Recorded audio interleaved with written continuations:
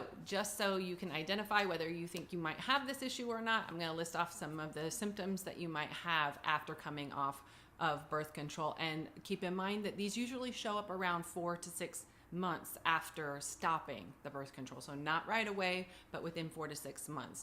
And the list includes acne, terrible periods like the ones that make you not be able to function, severe mood swings, depression, anxiety, low sex drive, migraines, especially right before your period, like 2 days before your period. That's a sign of low hormone.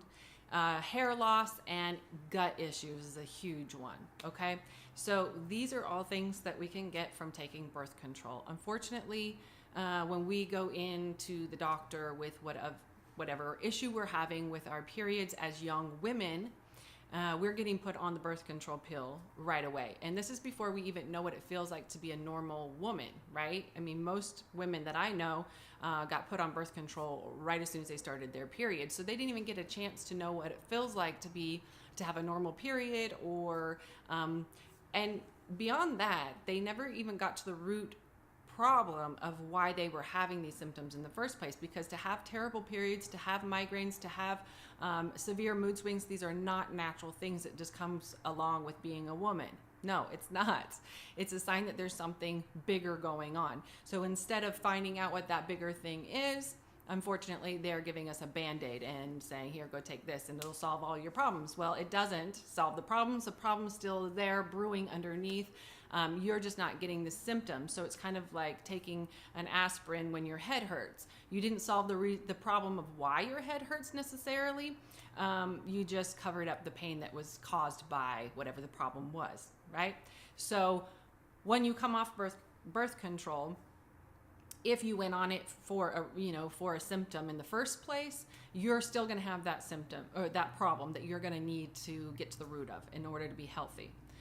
If you went on birth control just to be safe and not get pregnant, unfortunately for you, now you've got a whole slew of problems that you didn't have before, and you need to address them as well. Okay, so we know what it looks like to have post-birth control syndrome. So how do we take care of it? So the first thing you want to do is detox. These synthetic hormones that are put into your body with the pill, with birth control, is mimicking your body being pregnant. It's doing that with synthetic hormones, and those hormones will build up in your liver. Any hormones will build up in your liver because that's where we filter them out, the used up hormones and stuff.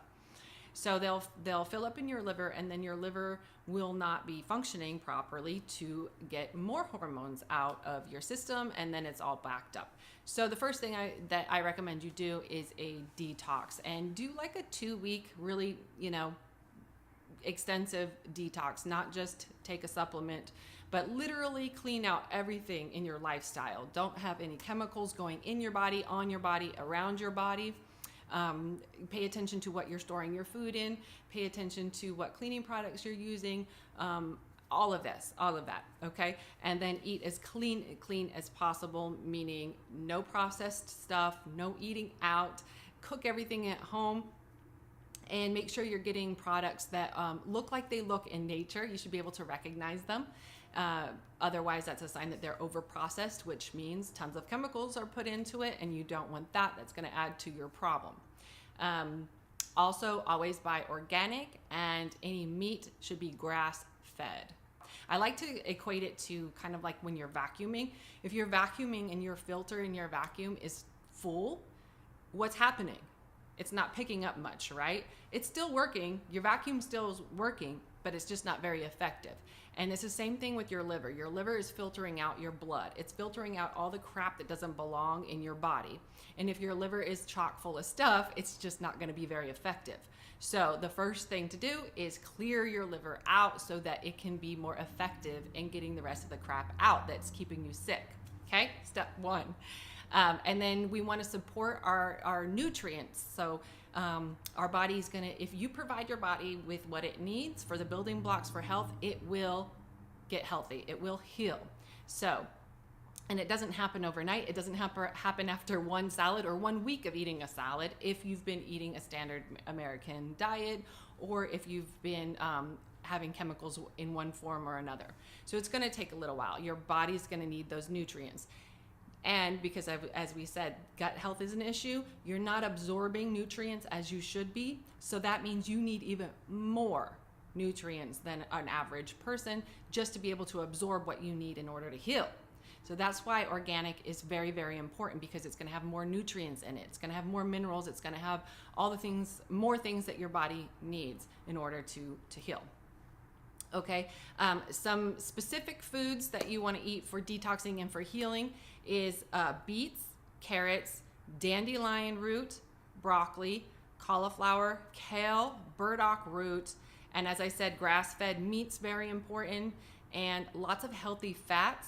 And I know some of us are afraid of that, especially if you have a little weight problem, that crept up on you, which, by the way, is another symptom of estrogen imbalance. And then followed by the seed rotation diet. And you can look that up online, and it's out there. It's available to you. But those are the things you want to keep in your diet, or to add into your diet to give you the most nutrient-dense foods in order to heal. All right, so first one, detox. Second one, load up on the nutrients. Your third thing you want to do is figure out what hormones are actually out of balance. There's different ways you can do this. You can go, if you have a doctor that you're working with, or any type of practitioner, that you can have labs done. In fact, these days you can even run your own labs. Hit me up if you want more information about that. But you can do a test for your sex hormones. So that's estrogen or estradiol, testosterone, progesterone, and DHEA. Those are the hormones that you could get tested to see where you're at. Some nutrients that you want to focus on, and whether that's taking them through supplements or through eating diet high in these things. So basically look up what foods are high in these nutrients and make sure you're getting those in. Up to you. I prefer getting my vitamins through my diet if possible. When it comes to healing, sometimes we need a little bit more than what we can get in our diet, and at that time is when I will add in supplements. So some of those supplements would be folate, B12, B2, and B6, selenium, vitamin C, vitamin E, and then a multivitamin. I also recommend doing a really nutrient-dense green smoothie every day. And there's tons of recipes out there, or you don't even need to use a recipe. You can just play around and find something that you like. But make sure you're adding a healthy fat, and make sure you're adding in your greens, your healthy greens. And then you can add some fruit in there. Try not to do the really high sugary ones like pineapple and banana. I know those make it taste better, but they have a higher sugar content, and that's just going to throw your gut off, and you don't really want to do that. So stick with berries. Those have the lowest amount of sugar. If you happen to live in Las Vegas, I have an upcoming workshop all about hormones next month. Okay, that is it for this episode of Ask. If you have any questions that you want answered, please submit them in the comments below, or send me a message on Instagram or on Facebook, or go on to my website, thegruendellmethod.com, and send me a message through there. I look forward to hearing from you, and hopefully I can answer your questions. Talk to you soon.